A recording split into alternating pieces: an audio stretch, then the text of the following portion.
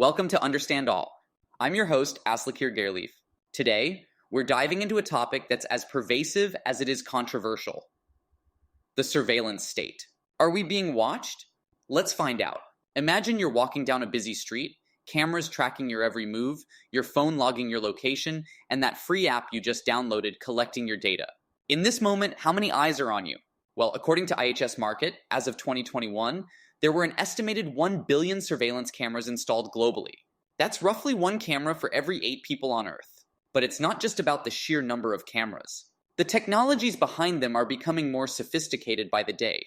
Take facial recognition, for instance. A report from the Carnegie Endowment for International Peace found that by 2020, facial recognition technology was used in some capacity by law enforcement in at least 26 countries. 26 countries. That's a lot of faces being scanned and identified. And it's not just governments getting in on the action. The surveillance industry itself is booming. Markets and Markets projects that the global surveillance market, valued at $45.5 billion in 2020, will reach a whopping $74.6 billion by 2025. That's a lot of zeros for keeping an eye on, well, everyone. But what do the people think about all this? Turns out opinions are divided.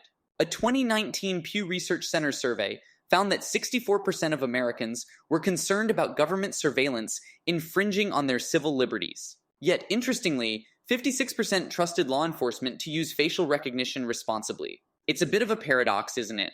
And here's the kicker. It's not just the cameras on the street we need to worry about. It's the ones in our pockets, too. Our smartphones are arguably the most potent surveillance devices we willingly carry around. A study by Exodus Privacy found that 90% of the top free apps on the Google Play Store contain trackers that collected user data. 90%.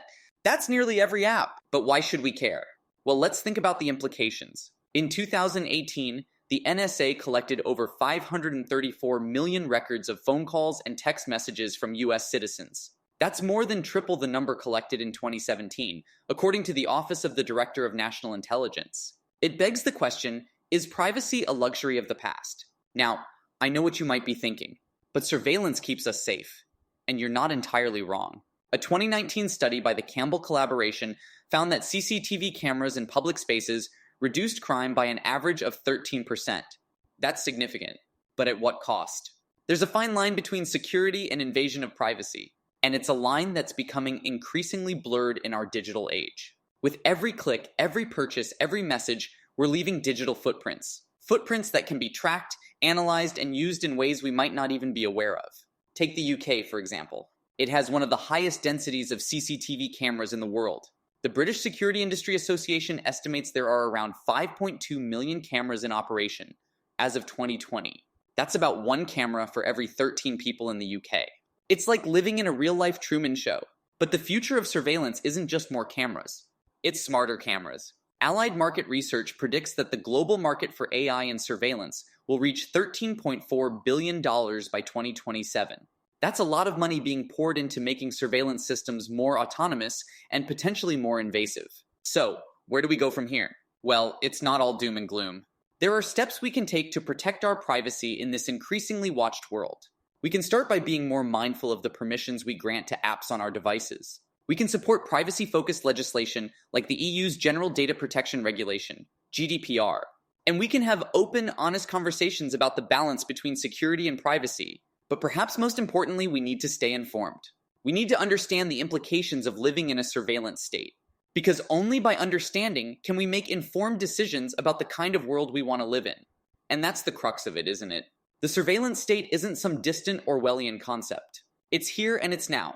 We're living in an age where our every move can be tracked, recorded, and analyzed. But we're also living in an age where we have the power to shape the conversation. So let's use that power. Let's ask the tough questions. Let's demand transparency from those who watch us. And let's work towards a future where safety and privacy can coexist. Because at the end of the day, the question isn't just, are we being watched? It's, what are we going to do about it? And that, my friends, is a question we all need to answer. Not just for ourselves, but for the generations to come. So the next time you're walking down the street, take a moment to look up at the cameras. Take a moment to consider the phone in your pocket. And take a moment to think about the kind of world you want to live in. Because the surveillance state is watching. But we're watching back, and that's our episode for today. I hope it's given you something to think about. Until next time, stay safe, stay informed, and keep asking questions. Because in the age of surveillance, knowledge is power. Thanks for tuning in to Understand All. I'm Aslakir Gareleaf, and I'll be seeing you next time.